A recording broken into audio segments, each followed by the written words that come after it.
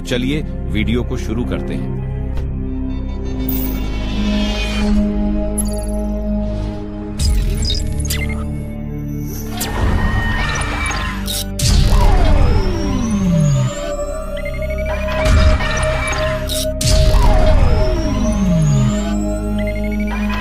Hello मेरे प्यारे साथियों, हम सबके जहन में यह सवाल एक ना एक बार जरूर आया होगा कि आखिरकार पृथ्वी पर इतना पानी आया कैसे। पृथ्वी पर हमेशा से तो इतना पानी नहीं था, यह पानी कब और कैसे आया। आज की इस वीडियो में यही बताएंगे और आपको वीडियो के लास्ट में यह भी दिखाएंगे कि बिना पानी के पृथ्वी कैसी दिखती थी। तो वीडियो में जुड़े रहना आपके लिए एक सरप्राइज भी है, और वो है अगर नदियों का पानी समुद्र में जाकर मिलता है तो समुद्र का पानी कहां जाकर मिलता है। क्या आपने ये बात कभी सोची है? अगर नहीं तो इसका जवाब भी देंगे। तो चलिए वीडियो पर आते हैं।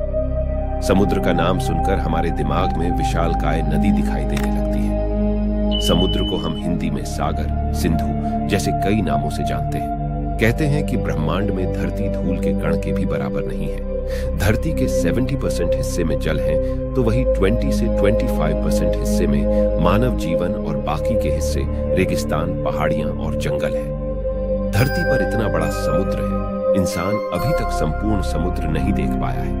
समुद्र का पानी खारा होता है, जिसके चलते यह पानी पीने लायक नहीं होता। हालांकि कुछ समुद्र का पानी मीठा भी होता है, लेकिन यह भी पानी पीने लायक नहीं होता। यह दुनिया भर के रिसर्चर्सों के लिए एक इंटरेस्टिंग सब्जेक्ट है। खैर, अब तक इस पर कई सारे अध्ययन भी हुए हैं और शोधकर्ताओं ने अलग अलग तर्क भी दिए हैं।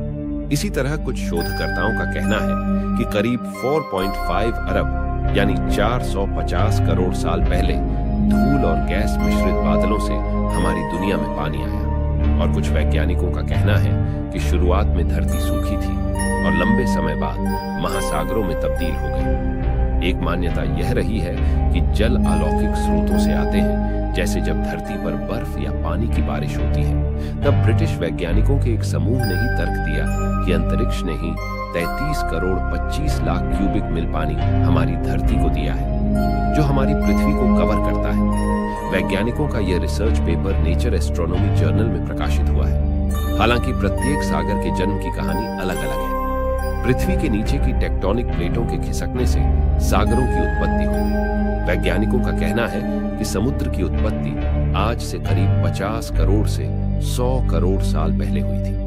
धरती के विशालकाय गड्ढे कैसे भरे, ये जानना तो बेहद मुश्किल है, लेकिन वैज्ञानिक का कहना है कि जब पृथ्वी का जन्म हुआ तो वह आग का एक गोला था।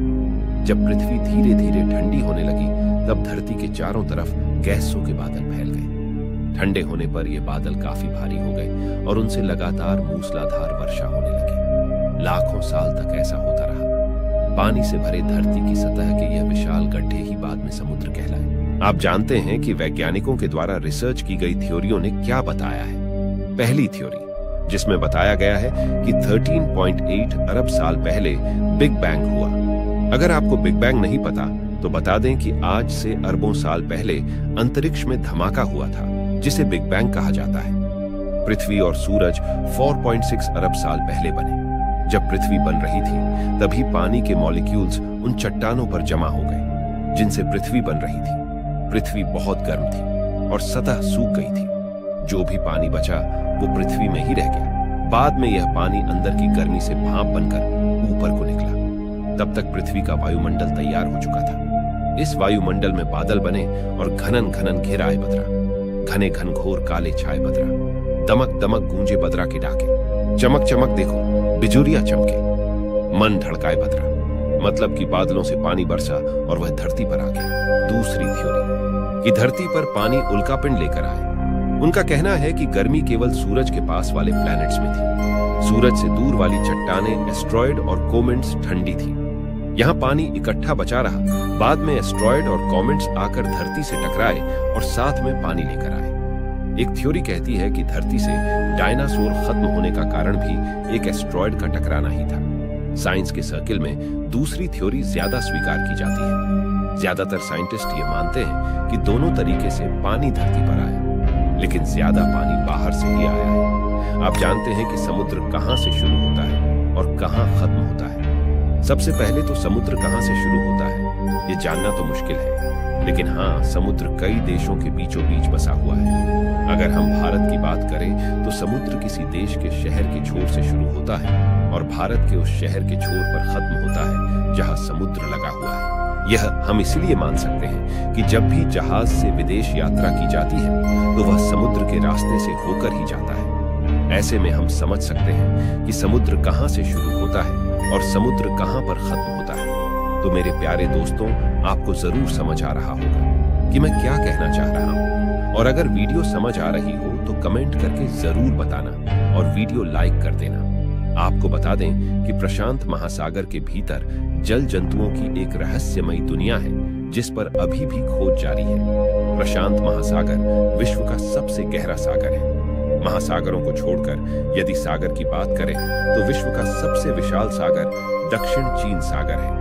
सभी सागर की गहराई अलग अलग मानी गई है। हालांकि महासागरों की गहराई का रहस्य अभी भी बरकरार है। समुद्र के अंदर कई प्रकार के अजीबोगरीब विशालकाय जीव जंतु रहते हैं। अब जानते हैं कि समुद्र का पानी कहां जाता है। जो मैंने वीडियो के इंट्रो में बोला था कि नदी का पानी समुद्र में जाकर मिलता है, तो फिर समुद्र का पानी कहां जाता है, अब वह जानते हैं कि हमने हमेशा से सुना है कि नदियों का पानी लगातार बहता है और सभी नदियों का पानी बहते हुए आखिर में समुद्र में मिल जाता है। लेकिन बड़ा सवाल यह उठता है कि समुद्र का पानी कहां जाता है। तो आज हम आपको इस सवाल का जवाब भी देने वाले हैं। आपको बता दें कि विशालकाय समुद्र में काफी ज्यादा पानी होता है, जिसकी गणना कभी नहीं की जा सकती कि यह कितना ज्यादा पानी है। लेकिन आखिरकार यह पानी जाता कहां है।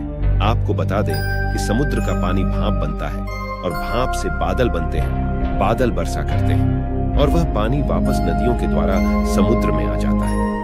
इसमें से कुछ पानी का हिस्सा ग्लेशियर के रूप में भी रहता है। ग्लोबल वार्मिंग के कारण ग्लेशियर पिघल रहे हैं, इसलिए समुद्र भी बढ़ रहे हैं। तो दोस्तों, आज की वीडियो यही तक थी। अगर आपको थोड़ा सा भी लगा हो कि मैंने आपको एक अलग जानकारी दी है तो वीडियो लाइक कर देना और चैनल सब्सक्राइब करके बेल आइकन दबा देना, जिससे आपको वीडियो का नोटिफिकेशन सबसे पहले मिल जाए।